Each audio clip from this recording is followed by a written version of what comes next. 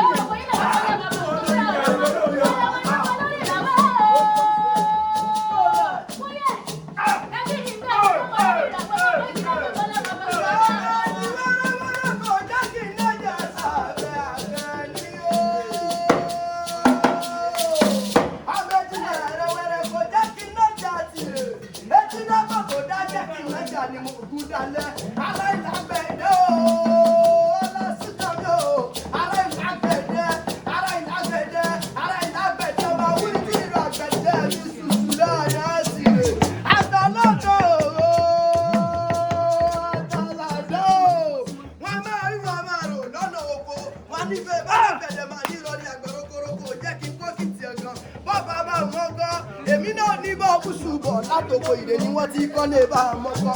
Ọjọ́ bàbá yóò jòyè tó nádé wọn mọ́mọ́ owó ètòlúwo wọn mẹ́rin ìwé ìsàkóso. Ẹ̀mú òtètè dé wọn ní owó ayé ilé sàmí dùn jòyè bàbá àtòbí ọlọ́mọ. Ọmọ èjì dá ó gbọ́jọ́ o. Àwọn àgbẹ̀ wọn máa rí wọn máa rò lọ́nà òkun ni wọ́n borí kí bàbá àtòbí ọlọ́mọ nílé bẹ̀rẹ̀ ọ̀sìn ìkọ̀gá. Òdò làkàn ní o, alásùkọ̀ ní o, olóhùn jiyàn o.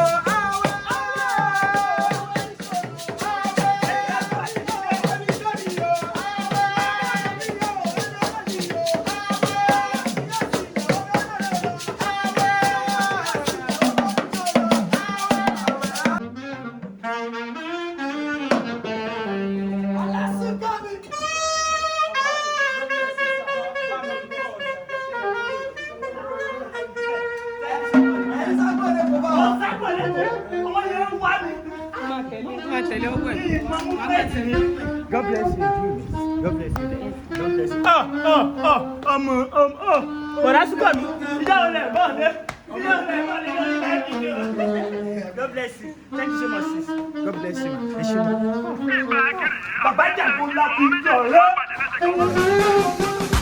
Thank you so much. It's a junior, yeah, it's my big brother birthday. Babalawo, may the Lord bless the new age, brother. I love you so much. Many happy returns, pocket. Yeah,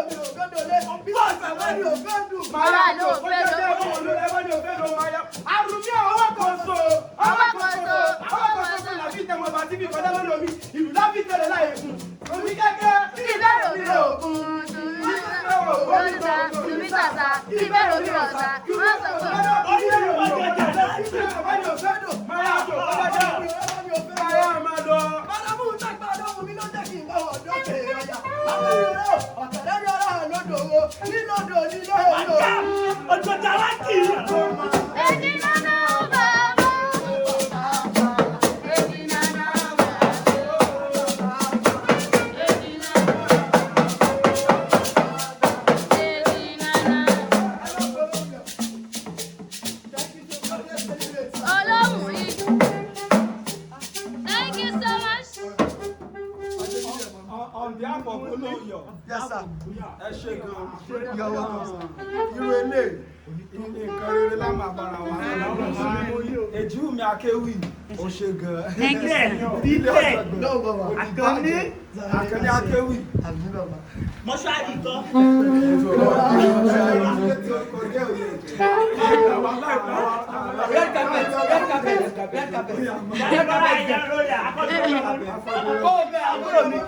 Red carpet. Thank you, bro. Ayọ̀dáre. Ọ̀rọ̀ mi ò ní sọ́lẹ̀ méjì o, mi ò ní sọ o, ó ti bẹ̀rẹ̀ sí ní yẹyìn. Kí ni orúkọ yìí bọ̀? Mr. Paul. Bọ́ọ̀dì ṣẹ̀kẹ̀. Abẹ́ ìlẹ̀kọ̀ báyìí. Àbúrò méjì. Thank you. So, Julia boy. Ayọ̀ sax. Ọpẹ́ concept. Ayẹlẹ. Ẹ ló kọ. Àbúrò mi àtàtà. Àkànní akéwì. Thank you so much. Èjìbù mi ni ọ̀wọ́n. Yes, sir. Mr. Àyàn. Dáre. Baba. Mr. Paul. Ayọ̀ sax. Ayọ̀ sax. Mr. Paul. Mr. Paul. God bless you, sir. Kí ni orúkọ yìí? Ọpẹ́ concept. Thank you so much. Àbí Mrs. ní. Miss Ọpẹ́ concept. Láyé wákà. Bàgá èsì gẹ́ẹ̀tì mi. Mo sákò lẹ́kọ̀ọ́. Olùdókòwò mọ́ àlọ́jọ́ bẹ́ẹ̀ ni máa fi. Bàjẹ́ yìí sọ pé ìgbà lẹ́kọ̀ọ́. Thank you so much. I really appreciate you. Wọn ò gẹ́ẹ̀tì mi rí ọlọ́.